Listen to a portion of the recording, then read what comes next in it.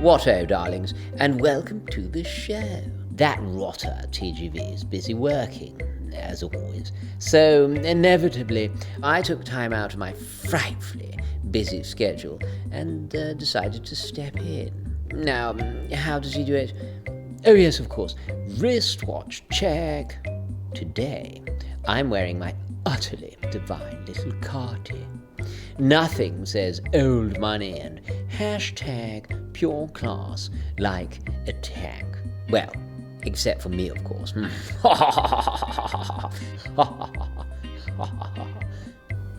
So, I had a rummage round the old Gentry archives, and I found this fabulous, unpublished episode of his Watch Talk podcast series with his old chum Marc. Oh, and before I go, don't forget to follow moi on the gram. It's private, so you have to request it. I'm trying to keep all the riffraff and paparazzi out, you see. They all want to know the latest scoop about moi in the next Jurassic Park movie. Spoiler alert, I'm devilishly handsome in it. Oh, and by the way, you can buy my merch too, darlings. It keeps me swimming in that top-shelf champers and finest cuts of goat meat, you know. I better dash. Smash that like button and let's roll the intro, shall we? Toodle pip.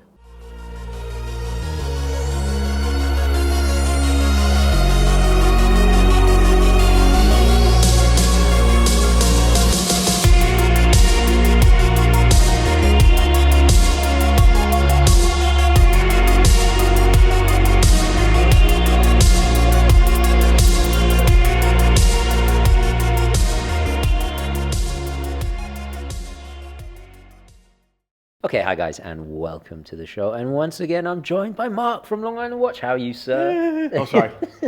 I'm doing good. How are you? You brought the famous T-shirt. Yeah, I've worn this, right? No, I think not here. Yeah. Oh, yeah. I definitely have on the it. Zoom. Even. I mean, I don't have many T-shirts.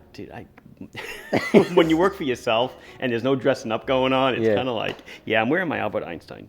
Very nice. Very you. cool indeed. Yes. And you have to look back at previous episodes. I cannot remember for the life of me which it was, but you told me the story behind that. Really quick, 70th birthday. He was taking pictures all night. He was getting into a limo with a couple other famous people, and one photographer said, "Mr. Einstein, smile again." And he was so fed up that he stuck out his tongue. The guy snapped the picture, and it became pop culture, I would say. Nice. Yeah, so. Very cool.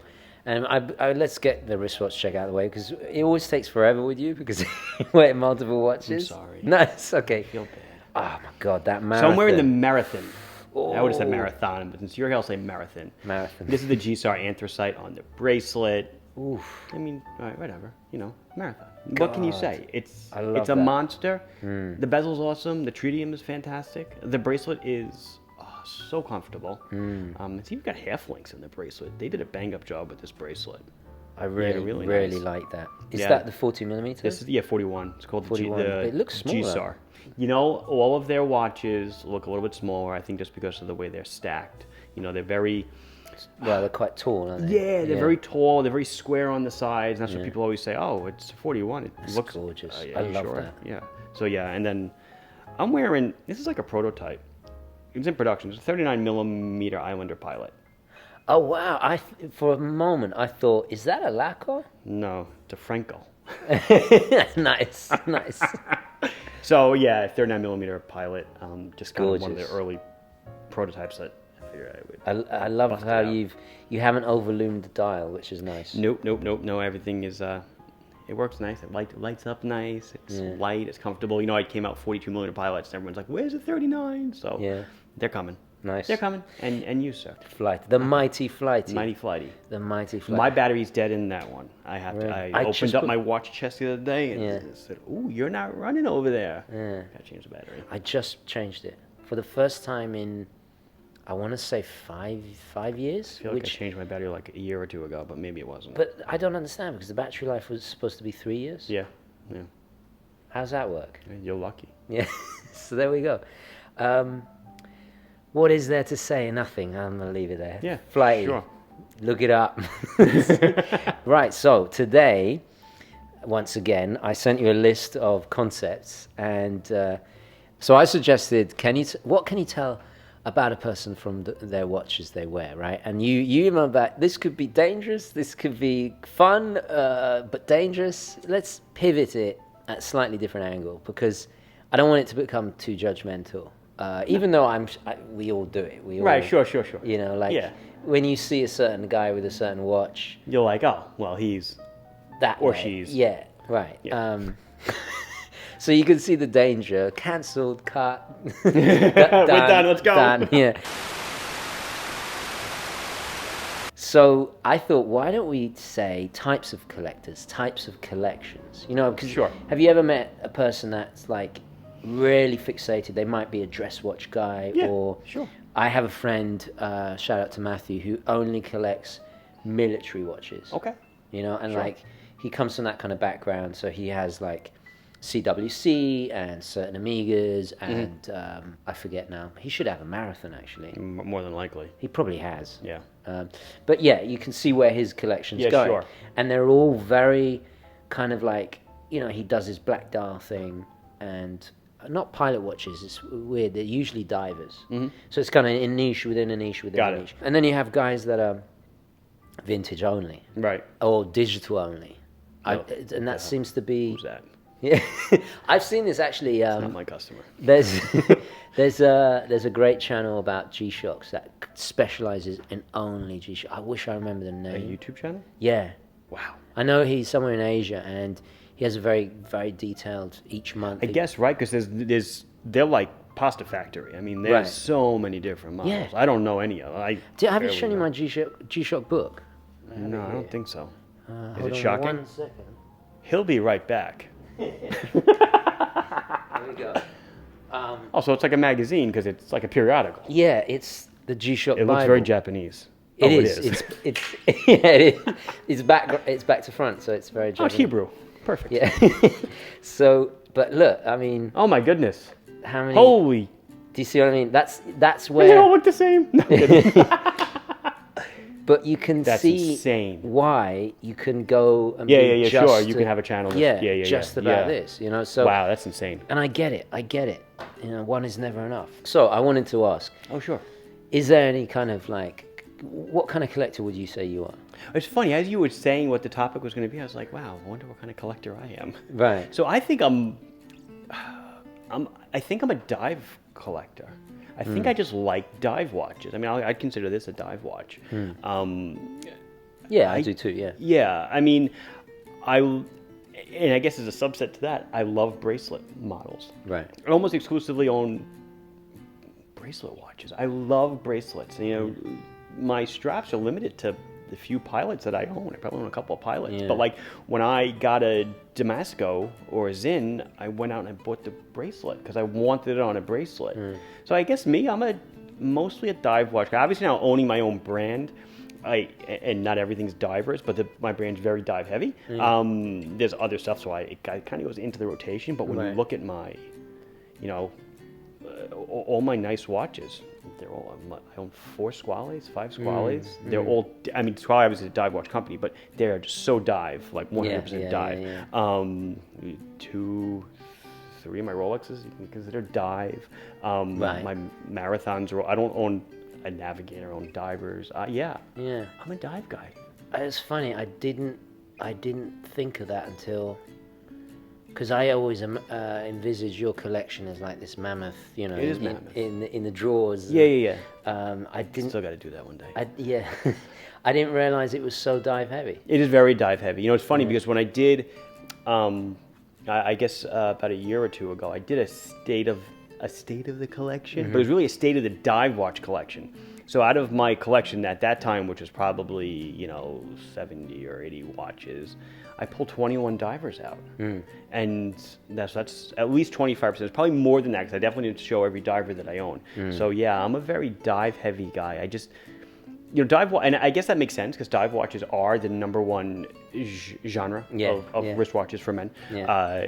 You know, I would even go so far as say I wear a diver in dress situations, right? I'll wear a Yachtmaster to fit something fancy, or, you know, I'll wear... You know, But a sub. Yachtmaster essentially is kind of like a dressy diver. But I'll wear the sub. Yeah. I've worn the sub with a suit, with my one suit. Right. Nice. Is what other collectors or collection themes have you? We've said vintage only, or like what else do you see out there? Colors. What color? People say, "Oh, Marc, you only like blue watches." It's true. I love blue watches. But I think people go after. I want my favorite color is green. I'm gonna get every green watch there is out there.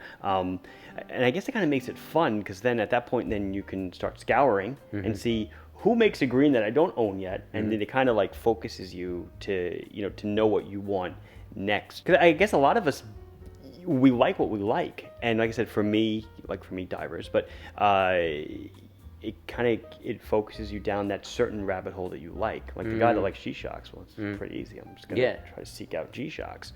But I would say people sometimes, like I said, go after a dial. People go after, and not just one, they go after multiple birth year watches. Like, I want watches from 1982. I want to get a couple of different watches from my birth year. I'm like, wow, that's an interesting thing. It's an interesting one. I'm like, wow. And some people will just say, I want one from, okay. But I know people that are like, oh yeah, I want to get, I want to get 5 1982 watches. I want a dress, I want a pilot. I'm like, wow. I'm trying to understand what my theme is, and I honestly. I was actually thinking about that for you. I'm thinking a little more vintage, a little more age inspired, if you will. What is the newest watch I own? I think it's like that's the thing, is even G-Shock is now, you could say they're a vintage G-Shocks now, because it was 1983 that it came out. Like, my newest watch is probably, I don't have any new watches. I started out with the ceramic sub. I sold that. I have a vintage Tudor now. Even the Flighty is kind of getting old now. You know? The Casio, my Mission Impossible Casio, which I love, but that's kind of very retro and kind of strangely 80s, even though it's from the 90s. I think I'm a vintage guy. I think you are. Most of your watches are older. You seem to appreciate more of the history behind everything, of course, right? Yeah. I mean, that seems to be what you gravitate towards. Okay, so I'm a vintage guy. You're a diver guy. But that's okay. You're a blue diver guy. Yeah, I mean, I'm a diver guy, but I do love my blues. Yeah, I love blues. But then I guess the next segue is, okay, I'll buy a blue dress watch or a blue this or a can blue you that. be more than one thing? Like, can you be? Of course you can. Right. Yeah. Yeah, I wouldn't pigeonhole anybody into being just one thing. That's why it would be very problematic if we were doing. Like eventually it ends. Yeah. Right. Some people. You don't want to get to the end of your collection. No. Because then it's done. Yeah. And where's the fun, right? We have to keep going. Yeah, you're absolutely right. So, what are the I'm dreading asking this, but what is the worst kind of collector? Oh my goodness. That's not nice. You can't ask me that. I will say that I have one in my mind. Well, I will say that, backing up just 2 seconds, some people will collect anything only in a certain price point. I'll only collect under 1,000. I won't get anything over $1,000. I won't get anything over $500. That to me is that frugality or is that principles? I think it's principle. Right. Yeah, because eventually everyone's telling time. So I think I don't want to. That. I think that spend more. The antithesis of that is the guy who's like, I won't wear a cheap watch. So now that's getting into your question that you just asked me. That's kind of where I would go. I won't buy anything that's, that person and the one that collects only replicas. So that it's like they're the same person to me. Okay. You see replica collectors, fake watches. Oh yeah, definitely. Yeah. I mean, this whole not just obviously industries around it, but this whole discussion forums, Reddit's got replica watches sub and everything. There's a whole ecosystem built around just owning replicas. I didn't know that. And you're telling me that there's some guy that doesn't, or girl, that pulls out their chest and they've got 30 watches in there and every single one is a high-end replica? I'm sure those people exist. So that would be the kind of person I kind of don't appreciate. I agree. If I can. Again, collect what you want, don't care, it doesn't harm me. That does harm people though. Well, right, it's not harming me. No, it doesn't harm us. I understand what you're saying. It's not the biggest crime in the world, but you're ripping off.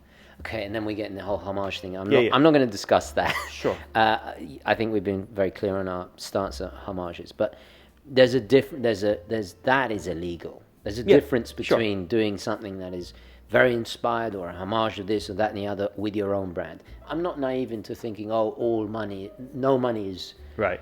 it's all dirty, right? Yeah, sure. But this money is you're directly paying into their hands, and, right? And I said this in the video, and I got so many comments from people saying I was wrong, and I cut a whole segment of the video out because it started getting a bit too dark. Right. Because the organizations that I'm thinking DVDs. That's fine. That do counterfeit watches. Yeah. Some of the other operations they are involved in is a little more illicit. I don't even want to go there. We won't. And I cut a whole segment of my video, and I should have left it in because everyone was like, "Oh, you don't know what you're talking about. There's no proof of that." No, it's it's so connected. Right. You can go to the customs and excise websites in the UK and the American. Sorry, my hand is. It's okay. Hello. How are you? You can go on the American website, right? Customs. I forget the agency's name, but CBP. Yeah. Right. It's all public domain. They tell you how many are coming. Yeah, sure. Yeah. So, what are you saying? That they're lying as well? Right. No. So I don't want people to be that naive, and you are kind of, not indirectly, but you are kind of hurting people in a way. I get it. And also, if you try and sell it, you become a criminal. Well, then you're a criminal, yeah. So that would be the collection that I think. And then totally going the other way is people that only collect high-end simply because of price. Right. So like under 1,000, that's what you want to collect. That's it's awesome. But you go, I only buy watches over 10 grand. Yeah. I'm like, why? There's so much you can get it under. Yeah. It's almost like it's beneath people, I guess, and that kind of rubs me the wrong way. Yeah, I agree with that. It's almost kind of arrogance. It's like, well, who are you? Right. You're so high and mighty. Right. Why can't you wear a Casio? Right. And they're missing out on fun. Oh, sure. Actually, I mentioned the Mission Impossible watch. I know you're not a fan of it. It's very ugly. Yeah. And I thought it was ugly forever. And then I wore it for a week. I couldn't get the thing off my wrist. Right. Every time I put it on, it makes me smile. And I'm trying to understand why. Because the functionality is no different to the G-Shock. Mm-hmm. The G-Shock's tougher, obviously, is shock resistant. Right. But there's just something about it. Right. Makes you happy. Yeah. Different strokes for different folks. I got another controversial one. What do you think of the Rolex collector? Because I know a few. Wow. So that would be, going after a brand, right? Yeah. That's what we're saying. And here's another part 2 to that question. Is the Rolex collector the antithesis of the Seiko collector? Not same person. Same person. Well, I think it's okay. So let's go back. So what do I think of the Rolex? If it's what floats your boat, then that's fine. It kind of gets into what I just said of I only collect watches over $5,000 or $10,000, and I'll never own a Omega, whatever you want it to be. That's less than Rolex. I think that's silly. If you collect Rolex simply because you like the brand, I think that's great. Yeah. And if you can actually find them, I think that's Yeah. I think that's fantastic. So no, I don't have a problem with people that. It's when I guess it's the same thing. It's when they poo-poo other. Yeah, and it's when arrogance gets in the way of friendliness. Right. When you see the wrist shots of the 6 people together, and it's just a top down, and it's just 6 Rolexes. It's like, well, what are you trying to? It's a bit boring. What's the story you're telling? Yeah. I kind of like it when it's like some weird Rolex or some weird obscure one. I have more appreciation for someone that's wearing something that might be the same price as a Rolex, but total offshoot brand, and something that's so out there that I can show someone that's not in horology, and they'll say, "What's this, like $15?" And I'll say, "No, that's like 30 grand."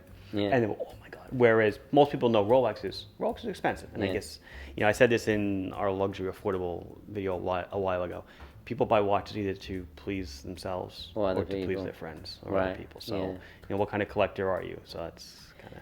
Well said. Well answered. So is there any, are they the antithesis of the Seiko guy? Because they're strangely related. Well, it depends, because, I think people that... Let me give benefit of the doubt, right? And I'll say people that collect Rolex. Yeah. Let's say they're not collecting it because of the coronet on the dial. Let's say they're collecting it because they really like the brand. Yeah.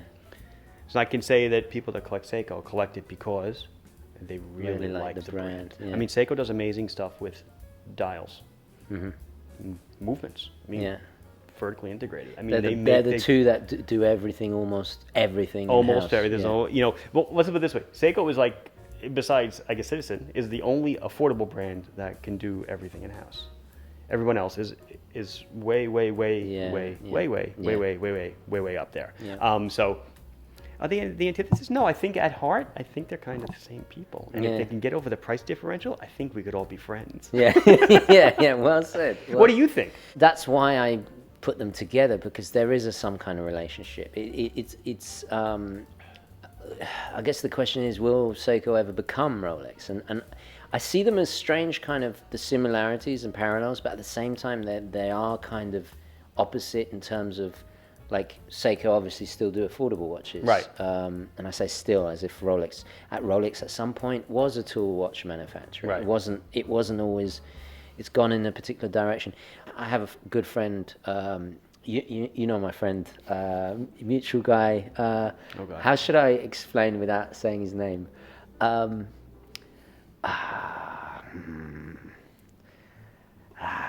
Good luck. Yeah, you know what? I'll bleep this out. You know. Yeah. He's a Rolex guy. That doesn't surprise me. I know, right? Right. And it's a particular type, right? And I asked him about this, and he actually answered me, intelligently. He said, "Look, I don't lose any money. I love the designs. They're robust. And my job, I'm quite physical. They can take punishment, and they work with all my clothes." Right. You can wear a date dress with anything. It's true. And I was like, fair enough. Yeah. Fair enough. And you could say the same thing for a lot of Seikos, but Seiko does more outlandish. Sure. Like they're more like. I wouldn't say that the Seikos are unitaskers. They make watches. They are unitaskers. Excuse me. They make watches that specifically dress. That don't go sport, right. And they make sport that really don't go dress. Yeah. Whereas Rolex, you can wear a Rolex sport watch and dress and flip it, or dress and watch and sport, and it works. Prime example of a tool. Right. Like I can't. We're gonna go out for lunch after this. Yeah. I'm not gonna wear this. I'm gonna switch watch. Oh. So I'm excited. Because forward to. Yeah. Right. Anyway, what else is there? Okay. I got a great question. Okay. Is there a type of collector you would like to be? Ooh. Yeah, I'd like to be. I think I would like to actually expand my horizons and broaden my own horizons and collect more different. I'd like to get out of this dive watch rut that I'm in. Right. But every time I look at something else, I'm like, oh, but I really like the diver. I like the feel of a bracelet when I clip it onto my wrist. I'm never really a fan of leather. To me, it just never fits right. So I could say, I want to do more. Is there any particular kind that I'd like to go after? I'd love to do more in dress watches. Really? Yes, because I love the lightness, I love the simplicity, but I don't have just like the person you mentioned before, works with their line of work.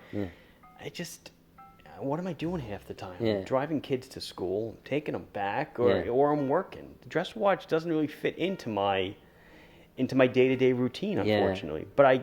But I appreciate that. Crazy. I would never have expected that. Yeah. That's fascinating. Okay, fine. For me, I think I go through phases. Right? Okay. I go through phases where I'm obsessed about vintage military watches. Okay. The moment of recording this, I've ordered this Hamilton, the real McCoy mil-spec, sterile dial. Yeah. It's not a watch I'm a stranger to. And I'm just fixated with it. And then it will pass. Next month, I'm all about Navi timers. And I want to just be Navi timer, right? Right. And then I do. It's like a phase. I went through a gold phase. Okay. Where everything is gold. Okay. Like I wanted the two-tone and gold. Okay. And it's funny, when I'm in those phases, I see my collection going that way, and I start selling off the military watches or the Navy Times. I just keep one because I know I'm going to return to it. Right, sure. That's what happens to me. Right. I don't think I can ever be... A one-band guy. Yeah, I don't think so. I would like to. That's what I would like to. Okay. You know, but I can't. Well, that's okay. It represents ever-changing tastes, and, you know, there are people that flip constantly, and that's all they want to do. And there is no collection. It's just, what do I want today? I'll maintain... I guess how about this for a type of collection? I just want to own 5 watches. Right. And I'll constantly rotate through them. I'll flip and I'll buy something new because I only want to own 5. Because I don't need more than 5. Maybe I don't need more than 3. And I'll constantly change my collection, but my collection will always, it's a collection of 3 at all times. You have to have a really strong will for that, because you're going to have seller's Or a remorse. really strong wallet. That's really what it comes down to, right? Because you're just accumulating more and more of these. They're not assets, they're liabilities. Last question. Sure. Is there a type of collector that you admire the most? Someone that follows the rules of their collection without prejudice for anything else and never deviates from the plan. That person to me would be like, wow, you G-Shock guy. For G-Shock guy to never have an automatic watch, well, wow. I appreciate what you do, man, because you really love your G-Shocks. And I can tell that you're really loving it because there's no outliers. Like I said, I love dive watches, but it's not my collection. I have everything in my collection. I do have a dress watch or two, not many, but you know, I'm all over the place. But if you can stick to your guns and only do what you say you want to do, then I would appreciate that. Right. For me, it's 2, and it's very simple, very quick. The first is like you said, the guy who has like a concise 3-piece, never deviates from that. I look at them, I'm like, how the hell do you do that? How the hell you do that? How is that even possible? I guess I'm a slut for watches. I just can't, you know. And the other one is what I call the horologist. Okay. I've talked about this before. It's a kind of chip on my shoulders. Like when, you know, I see these Instagrams, it's watches, and they're like, I'm into horology. Yeah, you are. But if you really were, you're into watches, okay? Right. If you really were, there'd be an Atmos clock. Yep. There'd be a water clock. There'd be a sundial. There'd be like horology is so not wide. just watches. Yeah. And I see, and then occasionally I come across these guys on Instagram who, you know, they're like really deep into it. They're like pictures of extremely weird, kind of obscure clocks, and all kinds of different ways of measuring time. I love that stuff. And I love. Yeah, so don't limit yourself. A clepsydra. It's a water clock. Right. Yeah. It's such a beautiful word as well. It is. Yeah. It's one of those words that sticks with me. I don't know why. Yeah, you've mentioned it twice. Yeah, I think I have. Yeah. And you know, I pull it out. I'm like, hey, water clock. Yeah. Some of those were crazy, and the way they integrated it into architecture, especially the Romans, it's really cool. Yeah. You know, for example, in the Middle East, the astrolabes. Yeah. These things to measure, and this was stars and stuff, and navigation, way advanced, and way advanced for their time. The Aztec calendar in Mexico City it was off only a couple of days a month or something. It was just ridiculously really mathematical understanding of stars and time is just amazing. Yeah, you know. So anyway, guys, leave in the comments below. I'd love to hear, what are your favorite collection themes? What kind of collector are you? Is there one specific thing that really, you know, or perhaps you want to be a particular type of collector? I want to hear all of that in the comments, please. So anyway, once again, thank you so much, Marc. Thank you, sir. Also for sponsoring this video. You're welcome. I can't do it without him. So do check out Marc. Oh, I didn't say that in the last video. That's okay. Subscribe to Marc's channel. There'll be a link down below. Thank you. I appreciate it. Cool. All right, guys. Thank you so much for watching. Please don't forget to like this video if you enjoyed it and found it useful. And as always, we will catch you in the next one. Bye. Ciao.